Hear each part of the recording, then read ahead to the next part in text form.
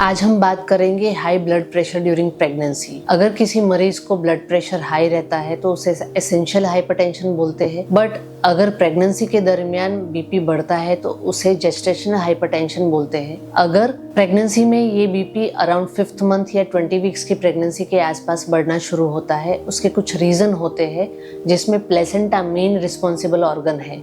Abnormal placentation की वजह से ये बीपी बढ़ता है, जो सभी प्रेग्नेंट लेडी को नहीं होता, किसी किसी पेशेंट को ही होता है। ये प्रेगनेंसी का बीपी आपके डॉक्टर अर्ली डिटेक्ट करते हैं, क्योंकि एवरी रेगुलर विजिट में आपकी बीपी की चेकअप होती है और कुछ यूरिन टेस्ट होते हैं जिसमें पता चल सकता है कि आपको बीपी आने की संभावना है या नहीं है। प्रेगनेंसी के दरमियान अगर बीपी आता है तो उसकी सीवियरिटी के हिसाब से आपका ट्रीटमेंट प्लान डिसाइड किया जाता है। जैसे माइल्ड, मॉडरेट या सीवियर डिग्री में आपको ब्लड प्रेशर रहता है। कभी कभी ब्लड प्रेशर की वजह से यूरिन में प्रोटीन भी जाता है, आपको सूजन भी आ जाती है, यूरिन आउटपुट भी कम होता है, बच्चे का ग्रोथ भी कम होता है क्योंकि बच्चे को अच्छा ब्लड सर्कुलेशन नहीं मिल पाता।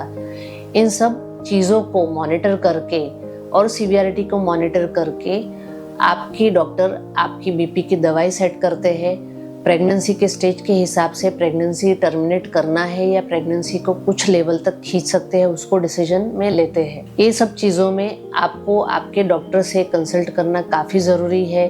बीपी की दवा रेगुलर लेनी ज़रूरी है और रेगुलर मॉनिटरिंग की ज़रूरत पड़ती है। कभी कभी ये सीवियरिटी इतनी बढ़ जाती है कि मदर को बचाने के लिए ही प्रेगनेंसी को टर्मिनेट करना ज़रूरी होता है। तो ये सारी चीज़ें आपके डॉक्टर आपको ड्यूरिंग विजिट समझाते जाते हैं और उसको फॉलो करना ज़रूरी है।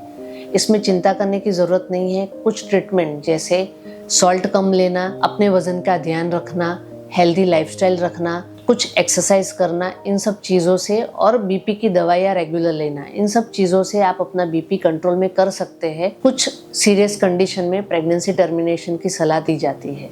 Thank you so much.